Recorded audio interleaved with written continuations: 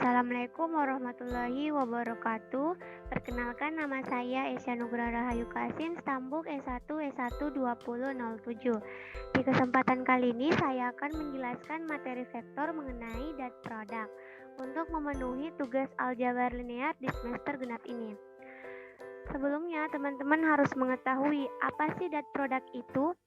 Dot product atau perkalian titik adalah bentuk perkalian antara dua vektor yang akan menghasilkan skalar.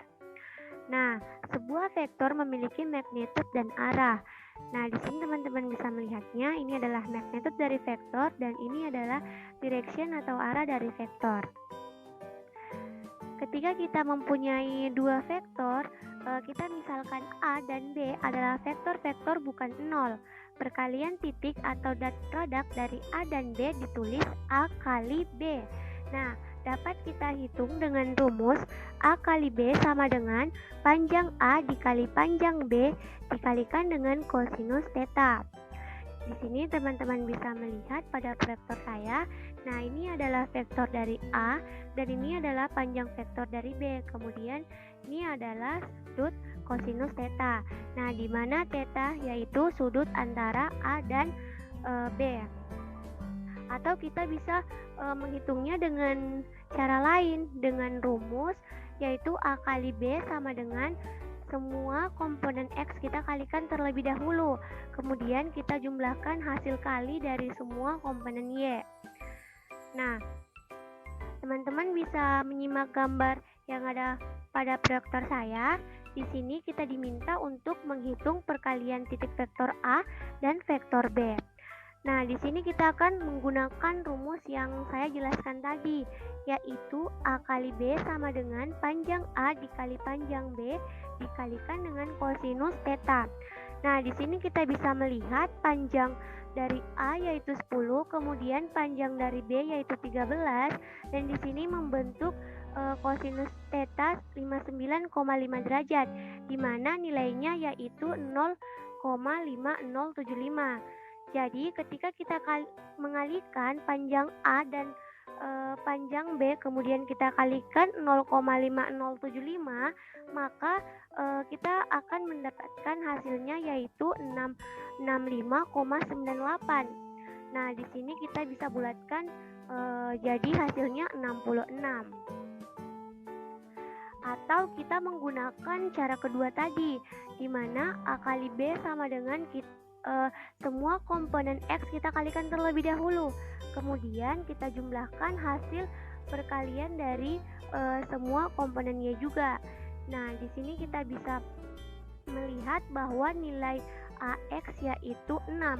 Tetapi kita harus memperhatikan bahwa arah panah dari AX ini adalah ke kiri, maka dia adalah minus. Jika dia ke kanan, maka dia adalah plus atau positif. Jadi kita masukkan saja nilainya. AX yaitu min 6 dikalikan dengan nilai BX yaitu 5, kemudian ditambah nilai AY yaitu 8, kemudian dikali nilai BY yaitu 12. Jadi minus 6 kali 5 sama dengan minus 30, kemudian ditambah 8 kali 12 yaitu 96. Maka hasil A kali B yaitu 66.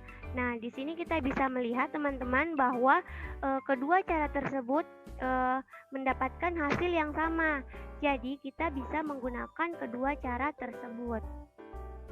Mungkin di pikiran teman-teman berpikir, kenapa sih harus kosinus theta? Nah, di sini kita bisa melihat. Nah, ketika kita mempunyai dua vektor, di sini kita dapat mengalihkan dengan cara mengalihkan panjang vektornya. Tetapi perlu kita ketahui bahwa directionnya tidak sama. Jadi kita membutuhkan garis untuk menghubungkan antara vektor A dan vektor B agar dia searah.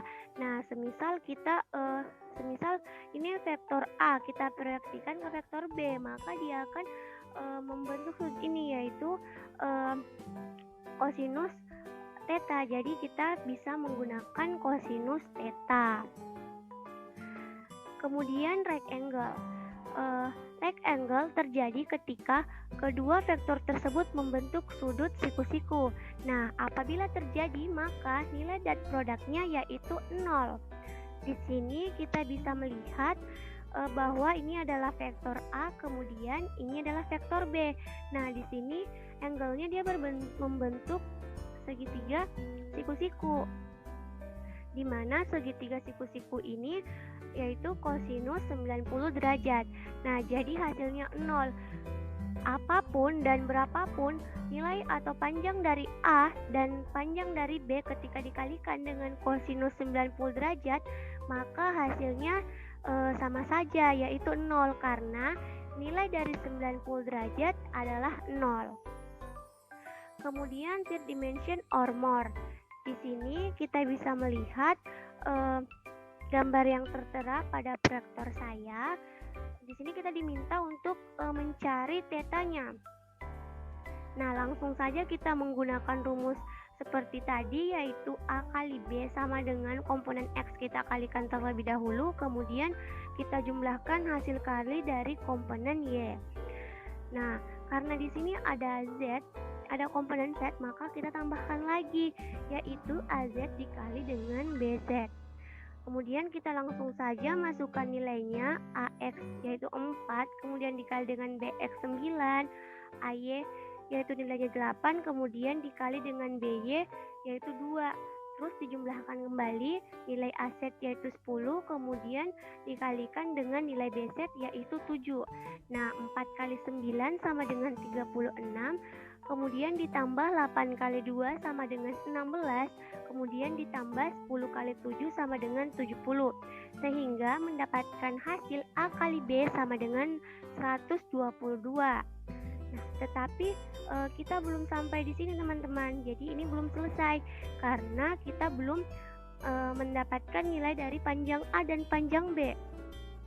Di sini kembali kita menggunakan rumus A kali B sama dengan panjang A dikali panjang B dikalikan dengan kosinus theta. Nah, di sini kita bisa melihat kembali gambarnya. Kemudian kita bisa memakai teorema Pythagoras, di mana panjang A akar 4 kuadrat ditambah 8 kuadrat ditambah 10 kuadrat, maka hasilnya adalah akar 180. Begitu pula dengan panjang B, di mana akar 9 kuadrat ditambah 2 kuadrat tambah 7 kuadrat, hasilnya yaitu akar 134. Jadi di sini kita tulis kembali rumusnya, yaitu A kali B sama dengan panjang A dikali panjang B dikali kosinus theta. Nah, karena tadi kita telah menemukan hasil A kali B yaitu 122, maka kita langsung mengoperasikannya. Nah, di sini di mana panjang A yaitu akar 180, kemudian dikalikan dengan panjang B yaitu akar 134 dan dikalikan dengan kosinus theta. Nah, karena di sini kita ingin mencari nilai dari tetanya, jadi kita pindah ruas dengan catatan perkalian berubah menjadi pembagian. Jadi hasilnya yaitu 0,7855, atau setelah kita kalkulasikan di kalkulator, maka akan mendapatkan hasil yaitu theta sama dengan kosinus minus 1 atau 0,7855 sama dengan 38,2 derajat. Nah, itulah tadi paparan materi singkat mengenai produk dari saya. Sekian dan semoga bermanfaat. Terima kasih.